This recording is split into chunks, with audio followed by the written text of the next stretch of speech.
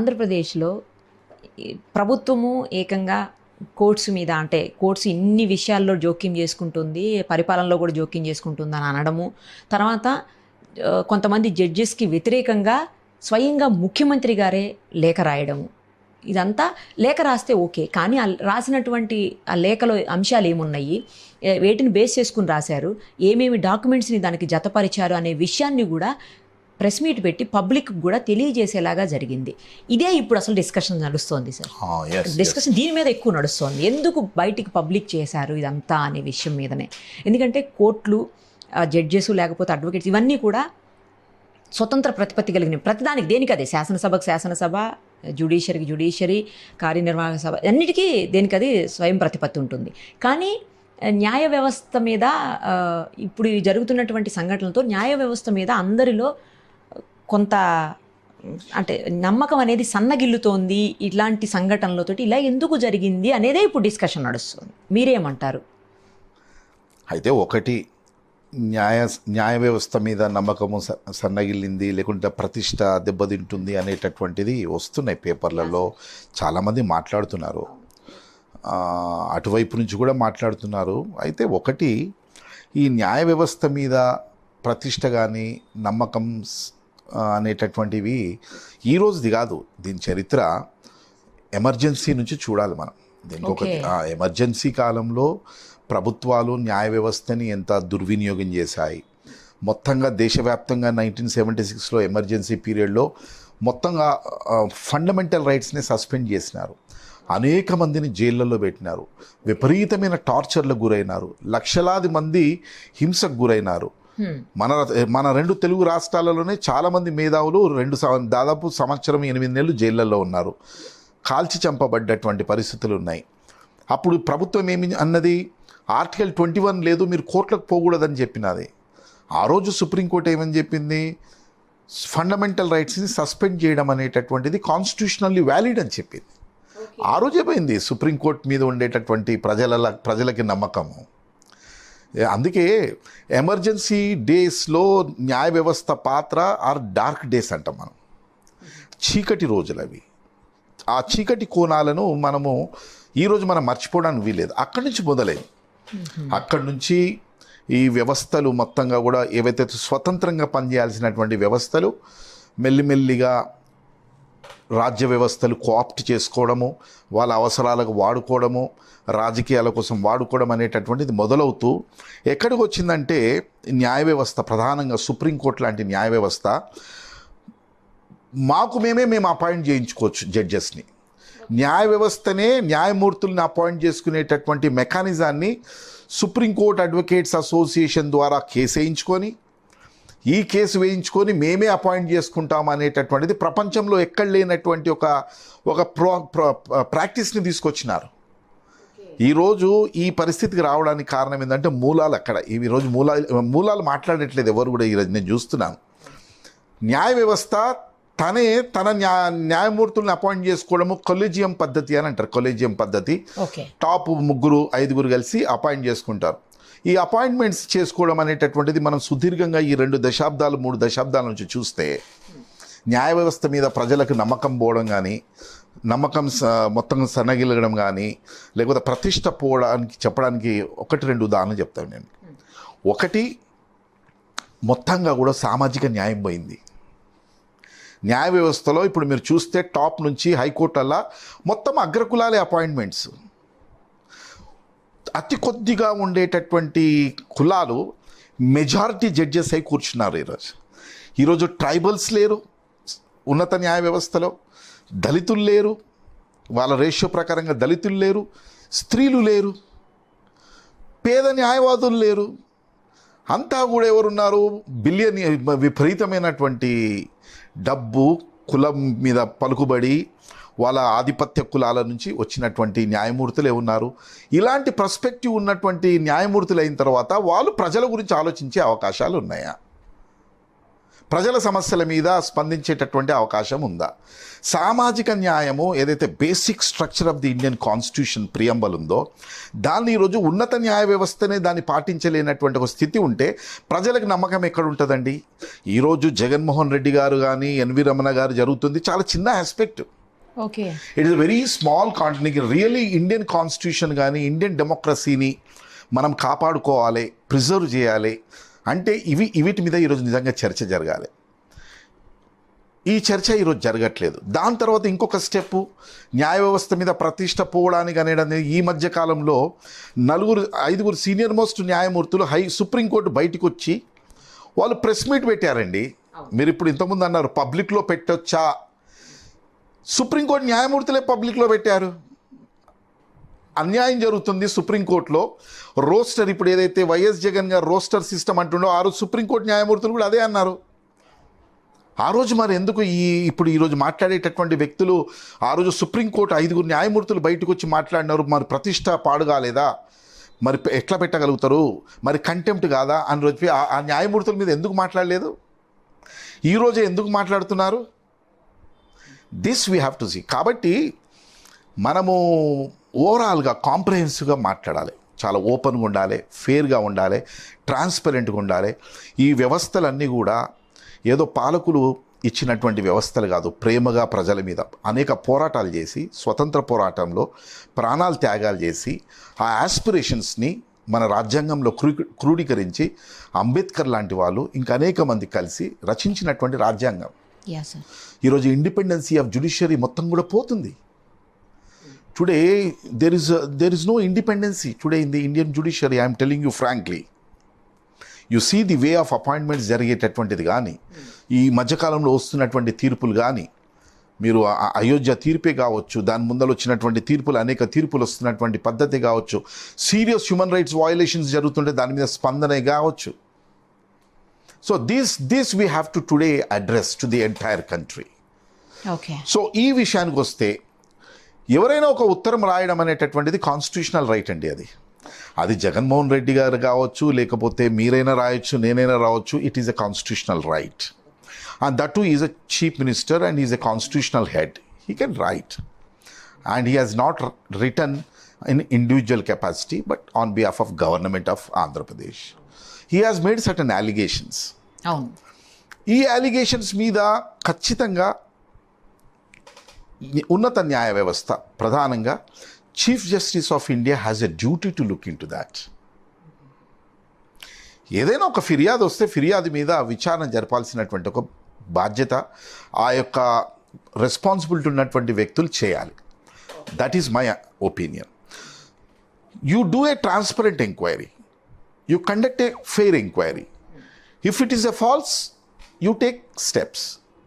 If it is a genuine ఉంటే you conduct an inquiry, you also take steps. కానీ దీని గతంలో ఉన్నటువంటి దీపక్ మిశ్రా ఉన్నాడు, ఆయన మీద ఒక మహిళ చెప్పింది నన్ను చాలా అత్యాచారం ప్రయత్నం చేసినాడు, నన్ను ఇంటిమిడేట్ చేసినాడు. ఓకే, ఒక మహిళ చీఫ్ జస్టిస్కు వ్యతిరేకంగా చాలా స్పష్టంగా చెప్పింది. ఆమె చెప్తే ఏం చేసింది సుప్రీంకోర్ట్ ఆఫ్ ఇండియా? సింప్లీ అతనే బెంచ్లో కూర్చున్నాడు, తన మీద ఫిర్యాదు ఉంటే తనే కూర్చున్నాడు, క్లోజ్ చేసేసాడు, మళ్ళీ ఆమె కనపడకుండా అయిపోయింది. ఇది సరైనది కాదు, ఈ పద్ధతి కాదు. దానికి ఒక మెకానిజం ఉంది, ఆ మెకానిజం ప్రకారంగా పోవాల్సినటువంటి ఒక బాధ్యత ఉంది. అది నేను ప్రధానంగా చెప్పదలసినటువంటి విషయం. అంటే సార్ టెక్నికల్గా చెప్పండి నాకు, లా ప్రకారం ఒక కాన్స్టిట్యూషన్ రైట్గా వచ్చినటువంటి ఒక సీఎం లాంటి వ్యక్తిని తొలగించండి అనేది ఎంతవరకు ఉంటుంది అసలు? అది తొలగించండి అని చెప్పి ఒక పబ్లిక్ ఇంట్రెస్ట్లా పిటిషన్ వేస్తే దట్ ఈస్ నాట్ ప్రాపర్. అది అట్లా ఇప్పుడు కాన్స్టిట్యూషనల్లీ ఎలక్ట్ అయినటువంటి గవర్నమెంట్ని హైకోర్టులో కానీ సుప్రీంకోర్టులో తొలగించండి అని వేస్తే తొలగించే అధికారం కూడా సుప్రీంకోర్టుకి లేదు. ఓకే, అదే అడుగుతున్నాను. సుప్రీంకోర్టుకు లేదు. Supreme court cannot go beyond it. ఎట్లా తొలగిస్తుందండి? మహా ఎక్కువ అంటే supreme court can issue a contempt. Okay, supreme court can issue a contempt against the YS Jaganmohan Reddy or వాళ్ళ సలహాదారులు పబ్లిక్లో పెట్టినందుకు. కానీ తొలగించేటటువంటిది మళ్ళీ ఎవరికి ఉంది? ప్రజలకే ఉంటుంది. People are supreme in this country in a democracy. అందుకే ప్రియాంబుల్లో ఎక్కడి నుంచి మొదలవుతుంది? We the people of India. Not the Supreme Court or Supreme Court judges. The Constitution is the above the Supreme Court judges. Okay. Above the Supreme Court judges. They cannot do. They cannot do it. ఎవరో పిల్లేస్తే ఇక ప్రభుత్వాలు పడిపోవడం అంటే ఇక చూసి అందుకే మన న్యాయ వ్యవస్థలో చాలా మార్పులు రావాల్సినటువంటి అవసరం ఉంది. ఎట్లాంటిదంటే ప్రభుత్వం ఎన్నుకుంటుంది శాసనాలు చేసేటటువంటి వాళ్ళని. అవును సార్. చూసి ఇక్కడ వచ్చేసరికి న్యాయ వ్యవస్థకు వచ్చేసరికి ఇది నాన్ మెజిటర్ ప్రజలు ఎన్నుకోనటువంటి వ్యక్తులు వచ్చి కుర్చీలలో కూర్చుంటారు. సో ఏమవుతుంటుందంటే చాలా కాంట్రడిక్షన్స్ ఉంటాయి. ప్రజలు ఎన్నుకోబడ్డటువంటి వ్యక్తులైతేనేమో చాలా బాధ్యతారహితంగా ఉండాల్సినటువంటి అవసరం ఉంటుంది. అందుకే అమెరికన్ కానీ అక్కడ న్యాయ వ్యవస్థ జ్యూరీ సిస్టమ్ ఉంటుంది. People will elect the juries and they will make to sit in the court hall. They will observe what is happening. మన దగ్గర అది లేదు. ఒకసారి జడ్జి అయిపోయినానంటే ఇక నేను ఆమె అబో ఆల్ అనుకునేటటువంటి పరిస్థితి రావడానికి కూడా one of the strong reasons ఏంటంటే పీడిత ప్రజలు అట్టడుగు ప్రజల్ని న్యాయ వ్యవస్థలో వాళ్ళకి అకామిడేట్ చేయకపోవడం కూడా one of the strong reasons.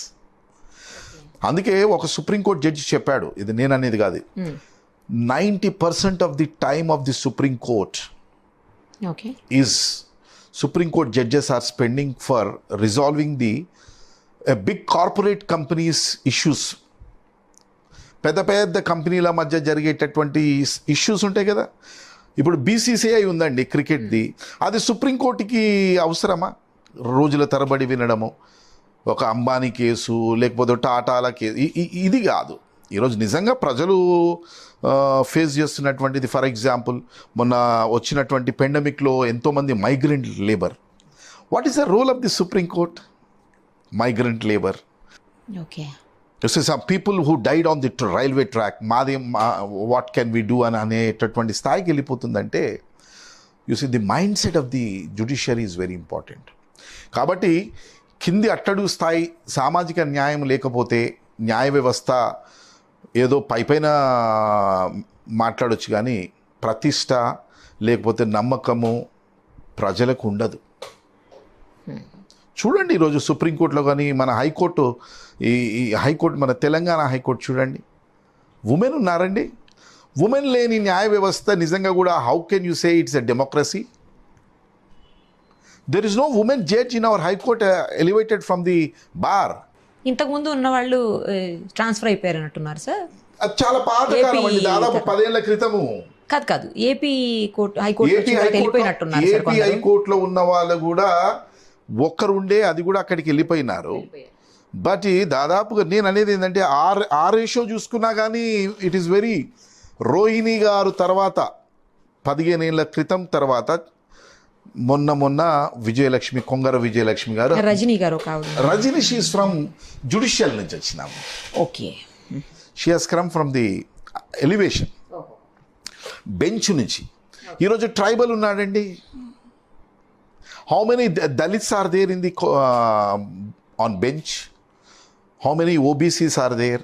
How many women are there? This all will reflect.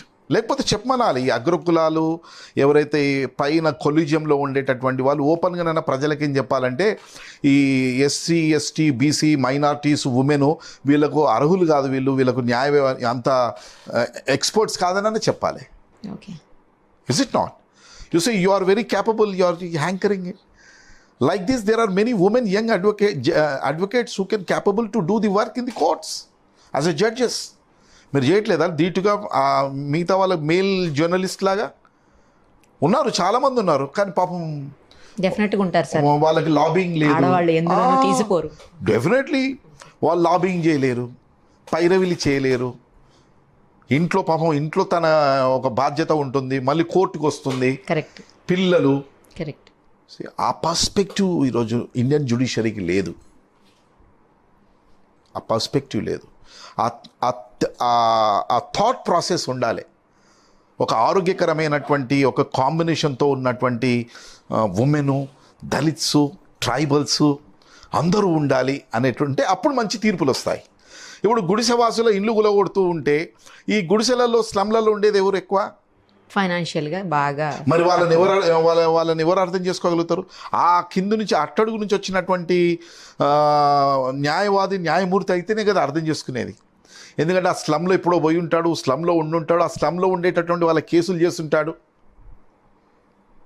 అంతే కదా. యా అది మేము రియాలిటీలో చూస్తున్నాం ఈరోజు హైకోర్టులో. ఆ పర్స్పెక్టివ్ నుంచి వచ్చినటువంటి వాళ్ళు ఖచ్చితంగా చేస్తారు.